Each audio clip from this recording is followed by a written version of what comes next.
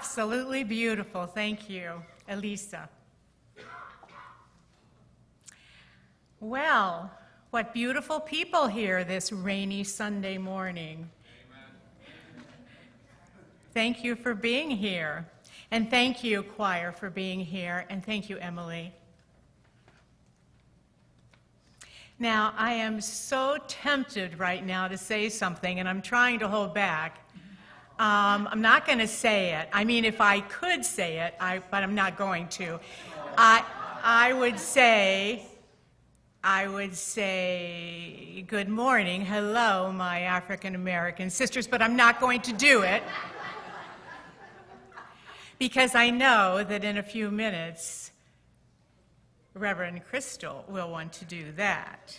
So instead, I will say, welcome, friends, and choir, and everyone who's here supporting us this morning. And a special hello to all of you who are watching from home this morning. We hope you are well, and we miss you. I am Susan Burt, and I am hosting the pulpit this morning for Dr. Reverend Crystal Bujol. Now, this woman had the audacity to design her own religion, to write her own Bible, to establish her own university, the Inner Circle University of Graduate Christianity, and 42 years ago, she created two churches. One is a family church, and the other for women only. She is an author of several books. The most recent publication is titled Jessie Mae Chris, Jesus' Twin Sister, and it's available on Amazon. She and I had many long discussions when we were traveling once on a cruise ship about this book. It's fascinating. She is also the founder and artistic director of the fabulous Gifford Youth Orchestra, which many of us know, love, and support. And recently, Reverend Crystal was elected by you to serve on the Unitarian Universalist Fellowship of Vero Beach Board of Trustees, and her term starts this month. Because we are Unitarian Universalists of Vero Beach, we welcome everyone, all the beautiful colors and the shades of humanity, with all your theologies and philosophies, and whether you're gay, straight, or anywhere on that spectrum, we love you. We hope that you can find peace and sanctum this morning with us. This world is always made better when we all can gather together. And you must be able to feel that. If this is your first time here, please stop by the visitors table in the lobby after the service, and then stay for something cool to drink from a red cup.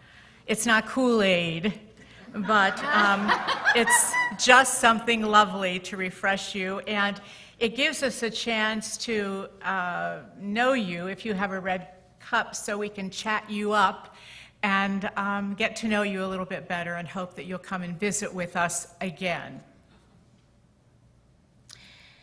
I have one announcement, and it's a very important one, too. This was given to me by Elizabeth, who has created and founded a wonderful group here at the UU called Sisters in Spirit, and it's going to be meeting this Wednesday evening at 7 p.m. in the lobby. Nina Dockery is speaking this time about emotions, the heart, and spirituality, and all women are welcome. Please RSVP to Elizabeth Bourne if you can attend, and I know that it will be well worth your time to do so. And now, we will begin with the introit.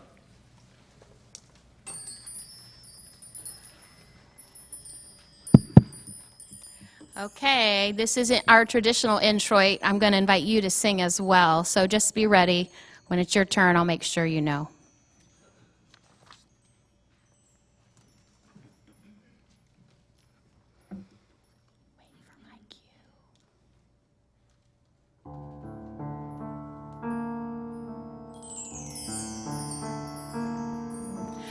Listen to the voice that calls from deep inside yourself. Listen to the message from within.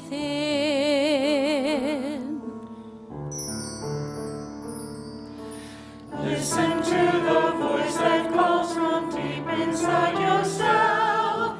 Listen to the message from within. She calls to us from deep inside ourselves. She calls to us from within. She calls to us from deep inside ourselves. She calls to us from within.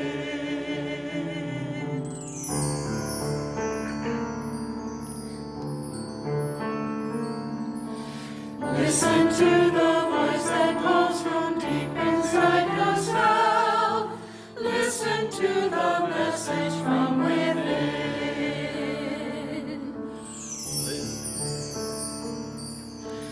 Listen to the voice that calls from deep inside yourself.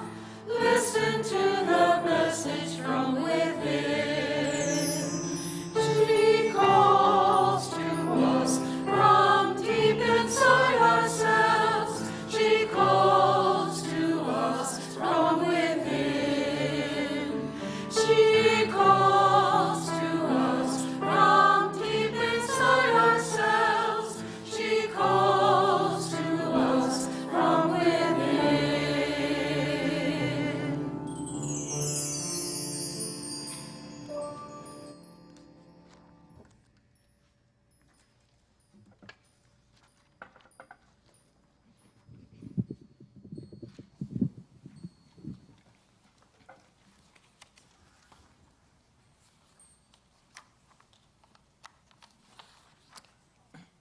So you've already been welcomed this morning, but not by me. And you know I have to do it. I mean, it's, like an addiction. I can't help I get to do it. This is the only place in Florida where I can't. It's the only place in the South where I can. So we might as well do it. Because I want to make sure everyone knows that you are welcome today. And not only are you welcome, but I'm speaking to you today. So, welcome. No, wait a minute. That's not it. I don't say welcome. Hello, my African, not African American. Hello, my African sisters. Hello. I only see one person in the whole auditorium that didn't respond. That's amazing. So if you are a woman and you didn't respond, it might be because you don't know or don't remember that at one time we were all from the planet or the continent of Africa.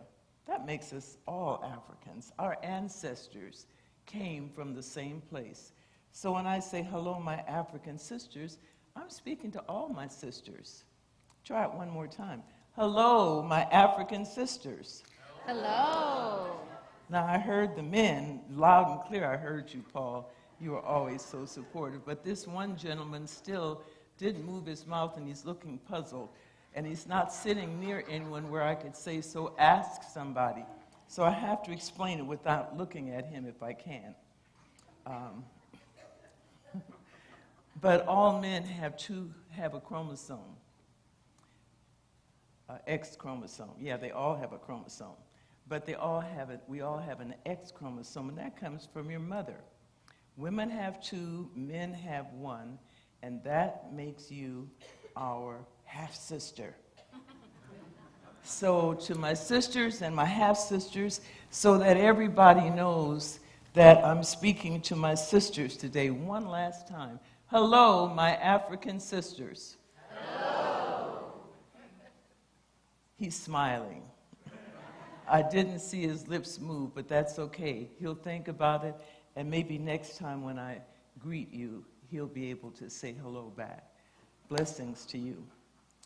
So we're going to start with our reading this morning. My girlfriend Coco is going to come and help me. Oh, no. It's time to sing? No, we have to light the chalice first. Okay. It's all right. It's not like we do this every Sunday, and every time we do it, it's like practicing for the first time.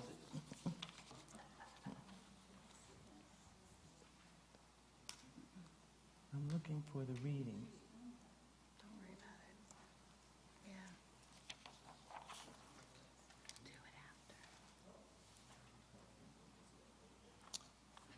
So I'll read the dark print and ask you, my sisters, to read the lighter print.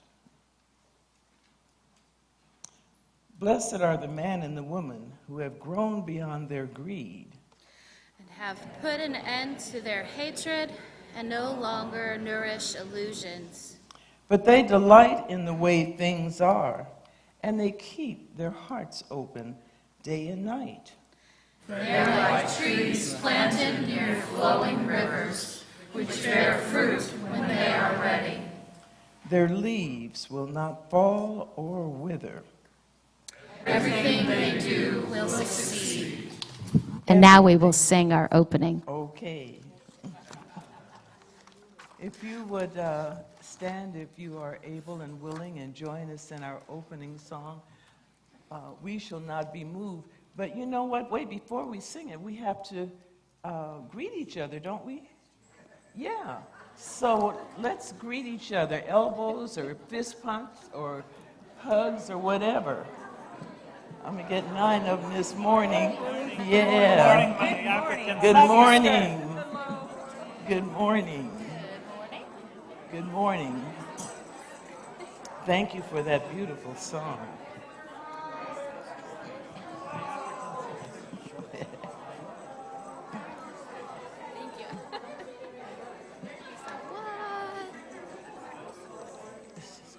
All right, we shall not be moved. Please join us in singing.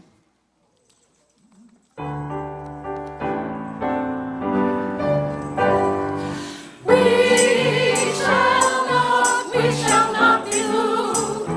We shall not be moved. Just like a tree that's planted by the water.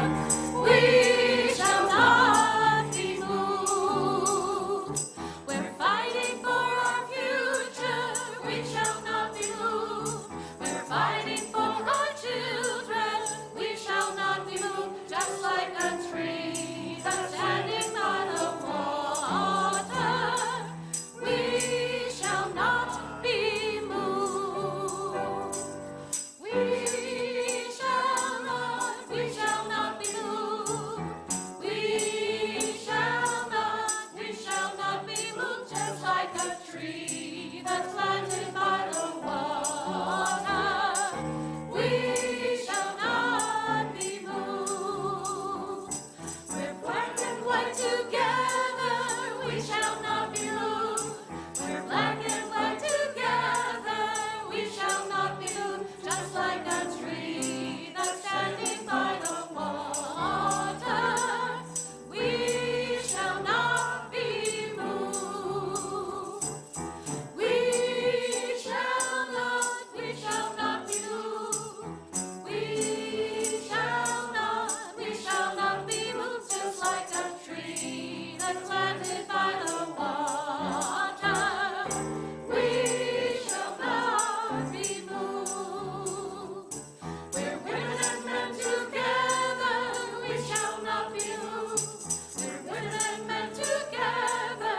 We shall not be moved. Just like a tree that's standing by the water.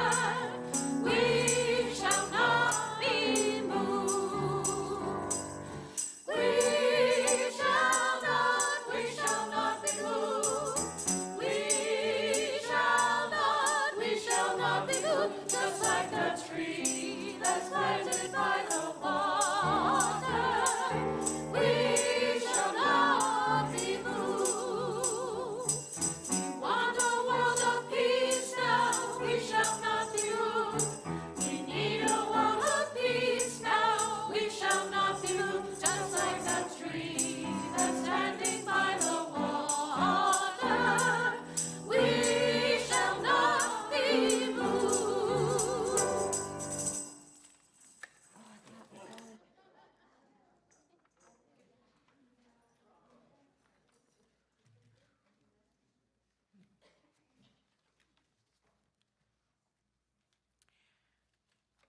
We begin our offertory by extending our sincere gratitude through the larger community for the good work of organizations that help sustain and nourish the most vulnerable among us in Indian River County. It might be surprising to learn that we support two Gifford-based cultural organizations, the Gifford Youth Orchestra and the Gifford Historical Museum and Cultural Center. This Sunday, we highlight the Gifford Historical Museum and Cultural Center, a very worthy organization established to help folks in our community remember the past while shaping the future. The Gifford Museum and Cultural Center not only support local and county-wide social justice issues, they offer support and educational resources to the Gifford community youth and adults. They continue to expose young people to cultural experiences they might otherwise not be able to access. Because of your contributions to organizations just like this, people's lives change. Now is also the time for you to contribute to this church, this fellowship. And we are most grateful for your continuing financial support to us, a fellowship that provides much in so many ways for so many folks. If you drop loose money or checks into the basket that's going to be coming around in a moment, that money will be channeled to the Gifford Historical Museum and Cultural Center. If, however, you're making a contribution to our fellowship, place that contribution in a white envelope so we know it is for our church. And if you write a check, it's always a good idea to make a notation at the bottom as to where you intend your money to go. We thank you for your generosity. Now the ushers will come forth and accept your gifts.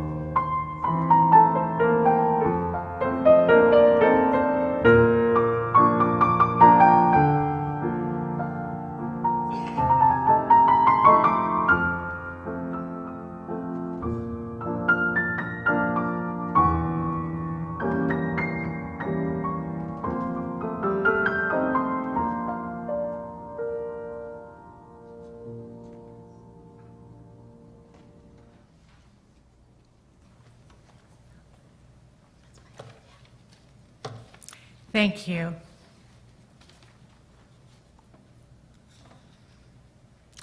It's time now for our ritual of stones and water, and Crystal is going to assist in this. Our ritual of stones and water is rooted in ancient tradition, a tradition in which water, so essential to all life, is used. Tears almost always herald the truth and are a thing of beauty, whether they be tears of sadness or happiness. Crystal will now add salt to represent our tears. And she adds flower petals as well. Flowers to remind us of the beauty that surrounds us if we all take the time to notice. And stones, the stones that we will toss into the water, stones that represent our joy, all the joy we celebrate from time to time and daily. They also represent our sorrows, the sorrows in our life, the sorrows of a person who needs us, needs our love. I ask Crystal to now add a stone of sorrow for Charlene Fisher's dear husband, Bruce Fisher, who we have learned followed Charlene in death on July 3rd.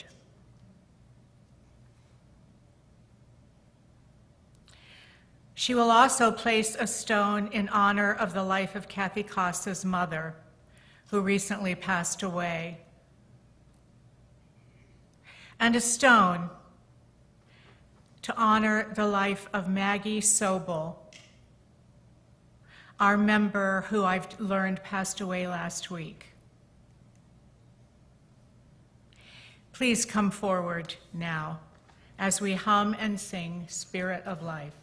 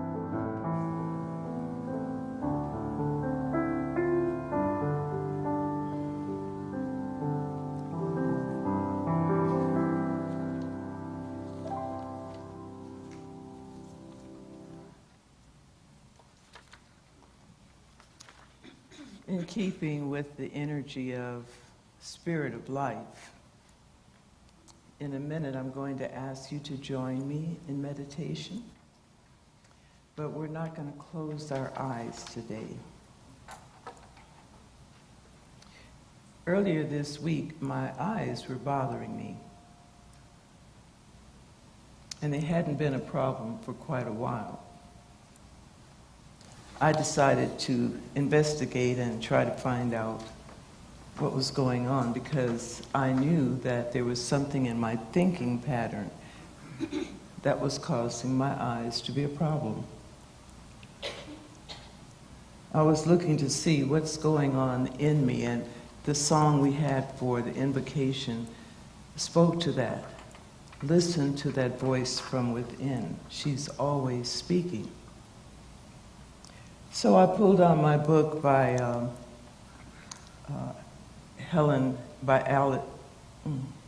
called her name in a minute. I can't think of her name, and it's not in my notes. But the material in her book was also in a book named Christian Victory. It's the middle section of the book that talks about causes and effects. And what it said about the eye, when you have problems with your eyes, is that you don't want to see what you're looking at. So I said, well, what have I been looking at that I don't want to see? What's been going on in my life and is now coming around to bother me? What goes around comes around. It's not the name of Jesus. That name represents love. It's not my son's name. His name represents joy, both of them. It's not the UUFVB's name. What name could be bothering me? What have I been thinking about? MSNBC. And it was the name of the former president. I've been watching the January 6th investigation, and so much has come back to me as a result of that, and I really don't want to see all of that. On further investigation, I decided to see what else that name might mean to me if I kept looking at it, and if I kept thinking about it and kept talking about it. And according to this material on cause and effect, it could create infections. Anything that starts with itis is an infection. Infections represent anger. Liver is the seat of anger. Wounds, sprains, all kinds of injuries and burns. These are all symbolic of anger. And I had been feeling a great deal of that watching that January 6th committee, as good as the work is that they're doing. Problems with the blood, lack of joy. And so, just in case anyone else is experiencing any of these issues, you may want to join me in taking a break from the thoughts and the feelings that add to this agenda and that you might carry around as extra weight in your life or problems in your body.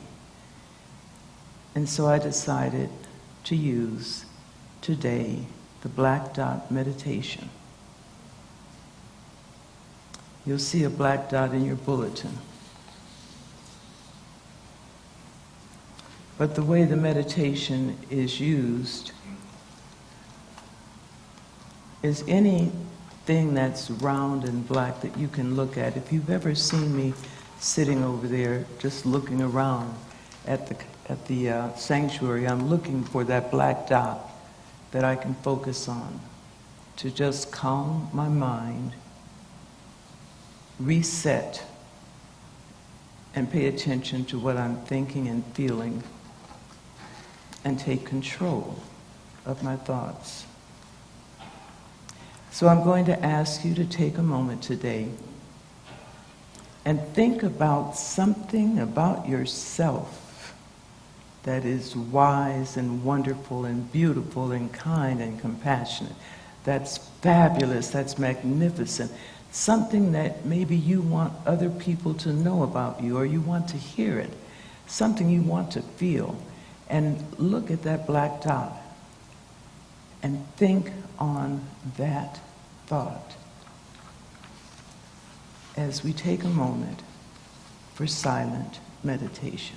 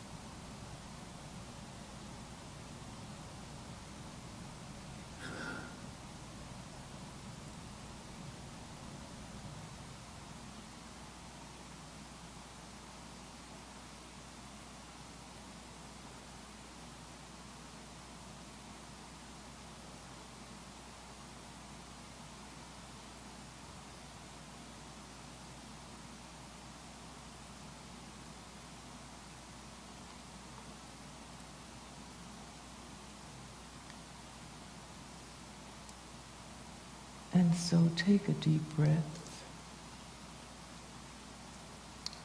Wiggle your toes and your fingers and blink your eyes a few times. And prepare to hear the reflective music that Alicia is playing for us. Thank you, Alicia.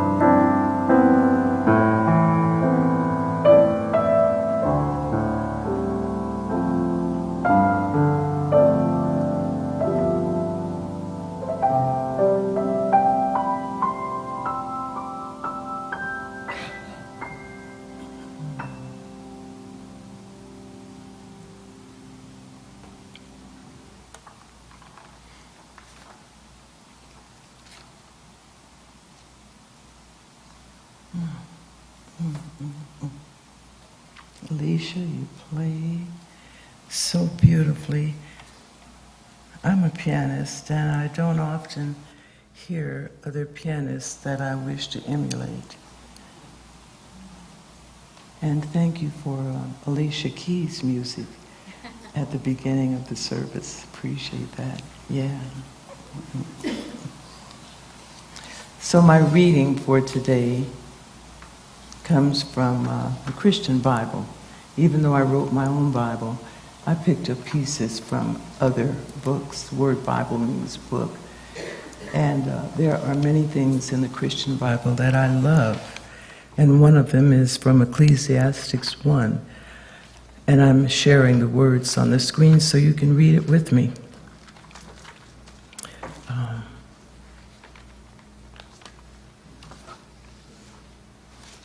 This is not from Ecclesiastes. No. But it's to set the tone for my sermon. And really, you have no idea how much of the inefficiency of mankind comes from thinking about the wrongdoings of others and ourselves. We just spend so much time thinking about what's wrong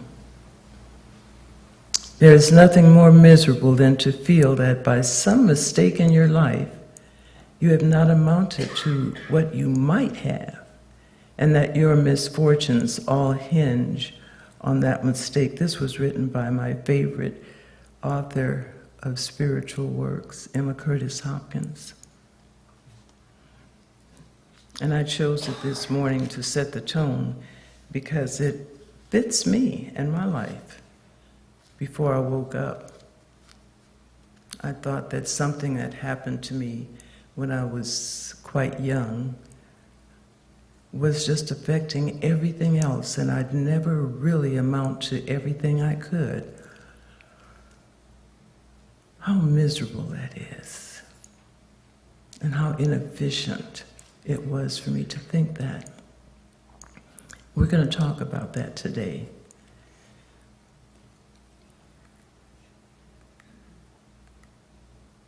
But right now I'm going to read Ecclesiastes 1 with you.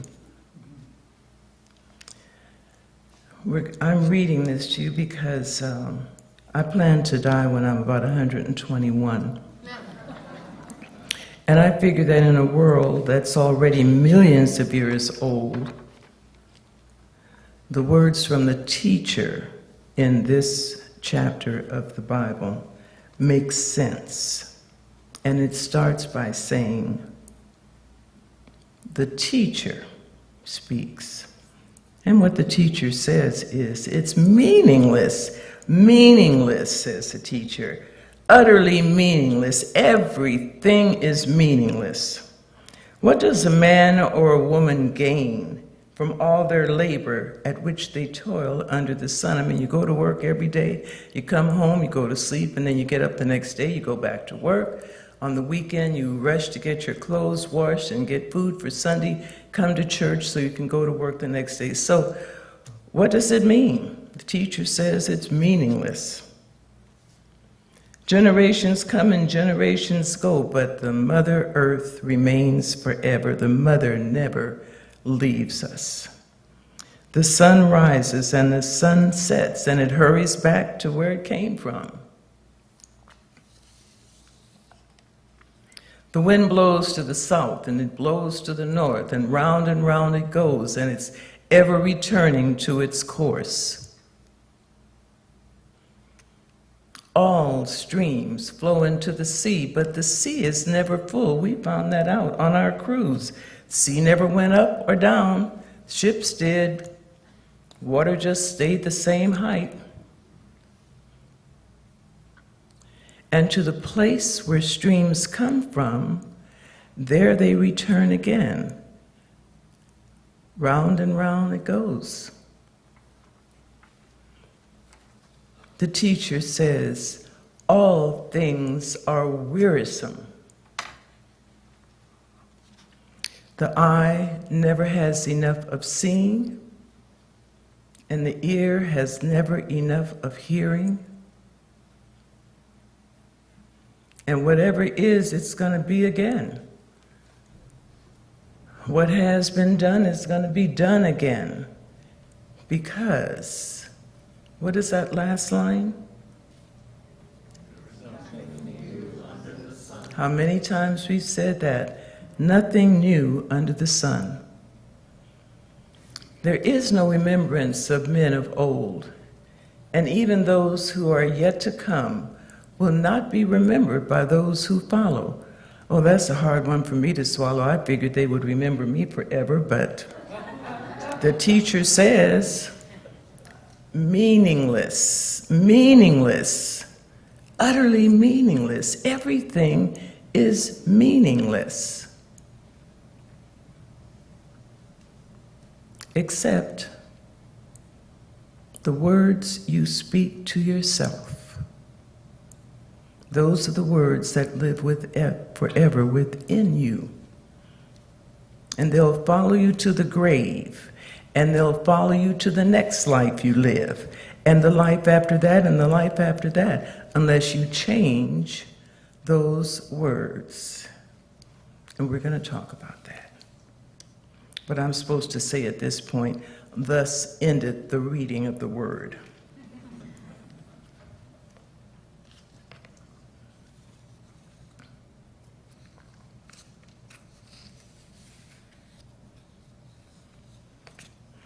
You heard that I'm an author, and some of the books that I have written are for personal development, and some are for spirituality, and some are for loving money, because I love money, and that's the first sermon I ever gave at this church was about loving money. I think I'll do it again. But today, I'm going to just touch on some of my science fiction writings. Not about Jessie May, but the things that I believe might seem to be science fiction to some of you. For example, I believe that the Western world society is the youngest society in the world. We're just babies compared to the thousands and thousands of years old that other cultures are. The Western world is just a couple of thousand years old. I believe that at one time or another, in its growth and development, the Western world got separated from its matrilineal foundation. And that's why we are a patriarchal society. But we're a patriarchal society that is dying and is making room for the matrilineal to step in again. The pendulum swings round and never stops. What's been here before is going to come back. And so here we are in a patriarchal society that is primarily based on God the Father. Now, it doesn't mean that everybody in this society believes in God, but this society is based on God the Father. I mean, if you want to know how I know that, this part is not science fiction. The money tells us so. In God we trust.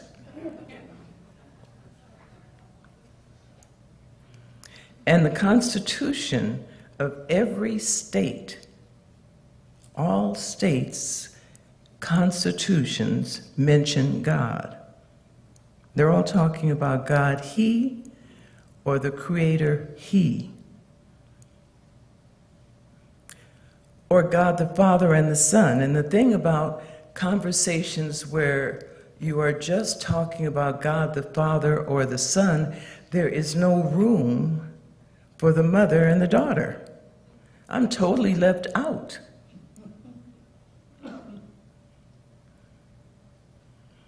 And if you just add the mother, there is no reproduction for her to be replaced. There's no daughter, no sister.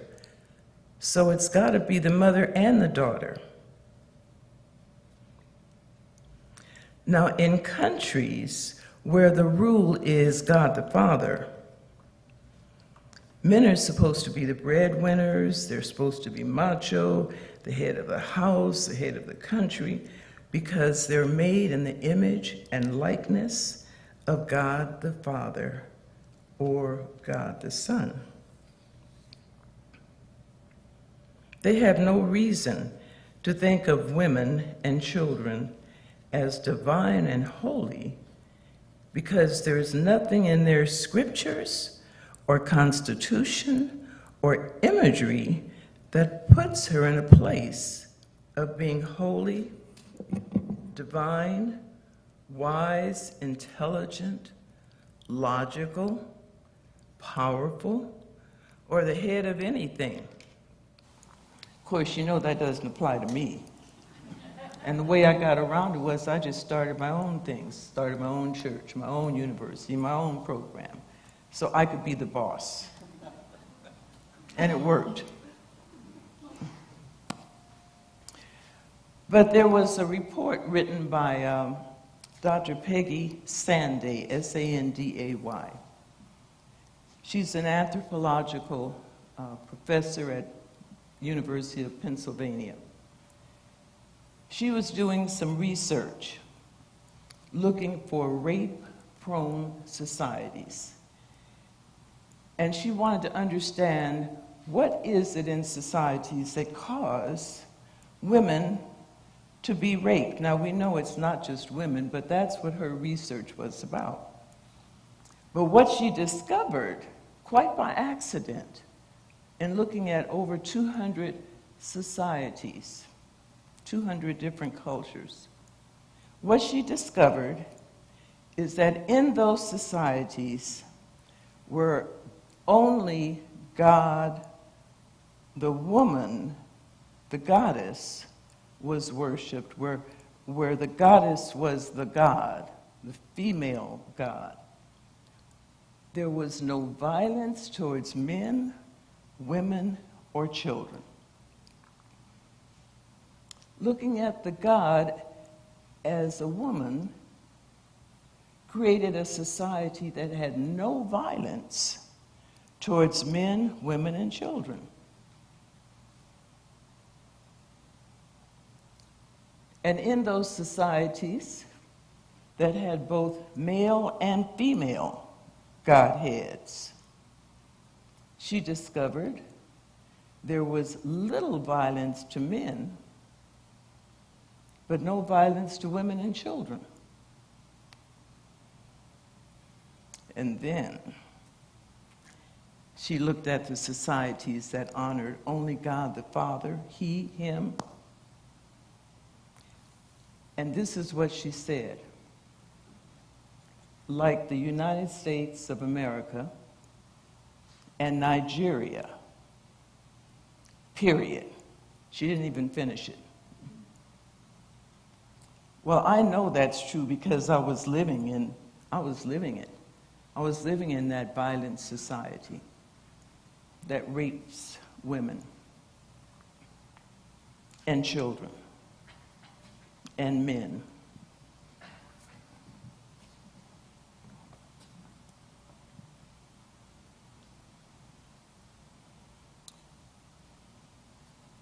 That understanding helped me think about what might be the true cause of the divorce rates and female trafficking and violence towards the LGBT community and the breakup of the family unit, what might be the true cause of slavery in America and in the Western world, and the way the first people were treated, and the depth of social justice issues in America. I think they're all primarily due to this country's God being only male. And what goes around comes around. Because if this society is patrilineal, patriarchal, if it once was matriarchal, I think I can back up and try to say those words correctly. If this country is currently a patriarch, then probably at some time or another it was a matriarch or a matrilineal society. And I pray that what goes around comes around. But we do have proof that it was.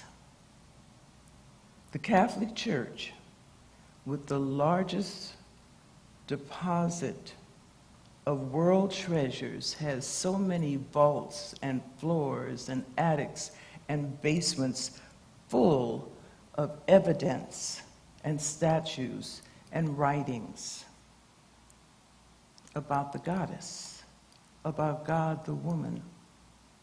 I mean, they turned God the woman into Mary. In the Bible, Mary, the mother of Jesus, I mean, they just took her right out of heaven and plunked her into a little role where she has not much to say, but just stand there and look pretty. Even giving the birth, there's no, in my book, about Jessie Mae Chris, she had some birth pains when she had that baby. There was some blood when the baby was born, and he had to wear diapers, and she had to teach him his ABCs and how to eat and how to take care of himself. All that's left out of the holy and divine writings. It's as if by some miracle Jesus was born, and then he was the Son of God, and that was the end of it, and Mary had nothing to do with it.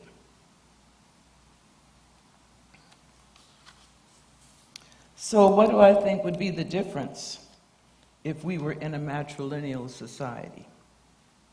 Well, for one thing, women would be seen in her image. And if a woman is seen as the God, who's going to rape her? Why would you want to? This is your Godhead. This is the one that takes care of you, protects you. So women would be seen in her image. We would be holy and divine representations of her love for men, women, and children. And not only would women be seen as holy and divine, but so would children. Just think about if children were seen as holy and divine in this country. There wouldn't be any problem paying teachers to educate them. They wouldn't be hungry. You wouldn't have to have Congress pass a bill for their health. They would be our priority. All of us would make sure that the children were taken care of, because we would see them as holy and divine, as children of the goddess. And if children are seen as holy and divine, and men are grown-up children, then the men would be seen as holy and divine. And that's why in those societies that honored goddess as their god, that's why there was no violence to men, women, or children. Our communication would be different, because we would be thinking in terms of partnerships and teamwork and collaboration. These are the kinds of concepts we would have instead of power over relationships. We can see some of these changes showing up in our midst today. We can see the pendulum swinging as women and men seek counseling to communicate better. More books are written to help us think in terms of the oneness of all life. More world leaders than ever are stepping forward as women, being elected and selected as women. But since I know that what goes around comes around, I have to wonder why women are experiencing some of the difficulties that seem to be popping up today. You know, when we were matrilineal, giving way to the patriarch, because what goes around comes around, I have to wonder, did we send out some ideas and thoughts and words that are now coming back to slap us in the face? Did we overstep our power and crush our male partners, as some women are prone to do even today? Did we get wild with our freedom and deny men some of their rights when we had the power? Some women are doing that today. If what goes around comes around, did we get in the way of some of this that is coming around? And if so, what can we do to get out of the way of the swing of that pendulum? Okay, my time is up, and I'm not through. Yeah, I knew someone would say, okay, we'll keep going. But give me 5 more minutes. Because one thing I know that we can do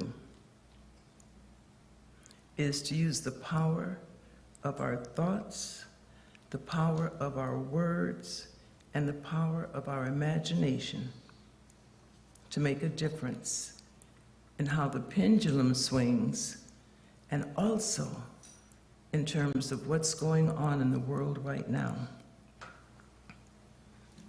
So since my time is up, I don't need to look at my notes.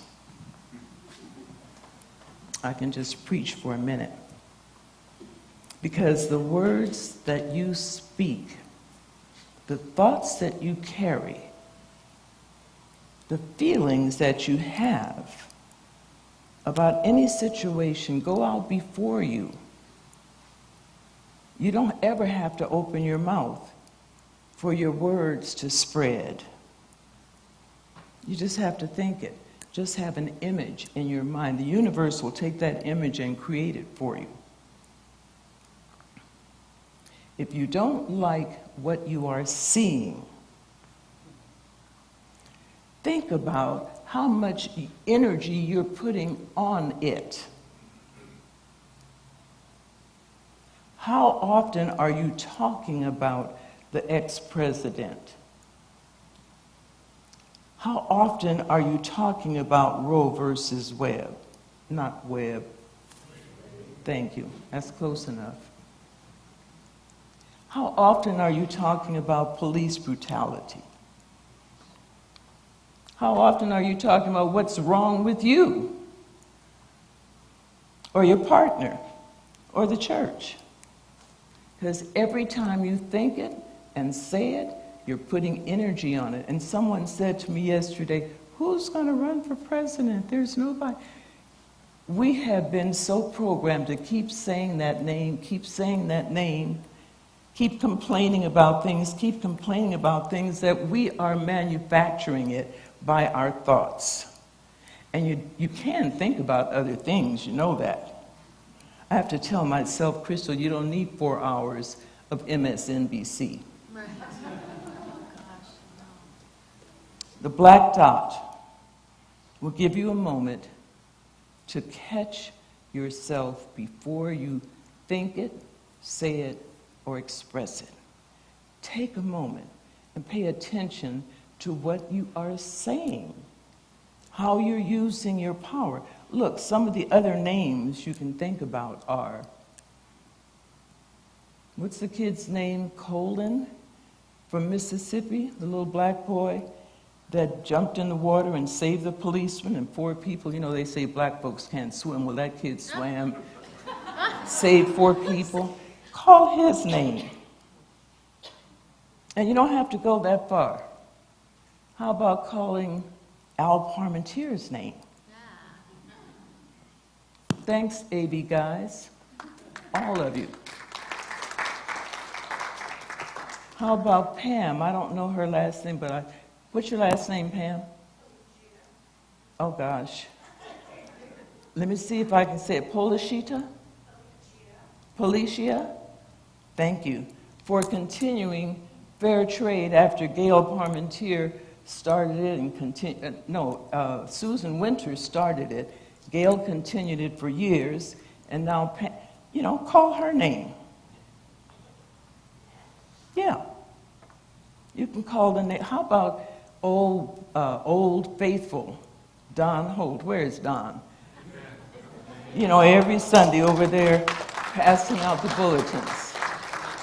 Ellen Langerquist in the office, volunteering. Debbie in the office, working her little heart out. I mean, we have names that we can call. Yes, I shouldn't have called names because I might leave some out. But you get the picture. There are names, there are people that you can energize. Most importantly, in closing, most importantly, call your name. Look in the mirror. I am, and put something after that that's powerful and wonderful and beautiful. What is it that you've always wanted to be, and maybe you haven't been as successful as you want to be? How have you wanted to be seen? I do it all the time. I am beautiful, I am wonderful, I am loved, I am cared for, I am appreciated, I'm magnificent, I'm intelligent. I just think of all the things I can think of, and I say them into that mirror, because mirror, mirror on the wall is going to tell me exactly what I say, and then I get to be it. Other people may not think it, I don't care. What's important is that I think it, and I feel it, and that's what I'll exude. And if I think it, I'll see it in you. Because what you think about me is true about you. And what you think about yourself is true about me in your eyes. Clean up your act, clean up your thoughts, clean up your words. And for those that didn't need to hear any of what I said today because you're already doing it, go out and have some Haagen-Dazs butter pecan ice cream. Let's stand, if you are willing and able, and have our closing hymn.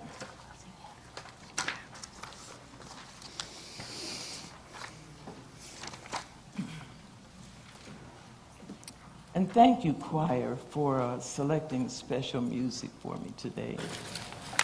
Every woman in the world.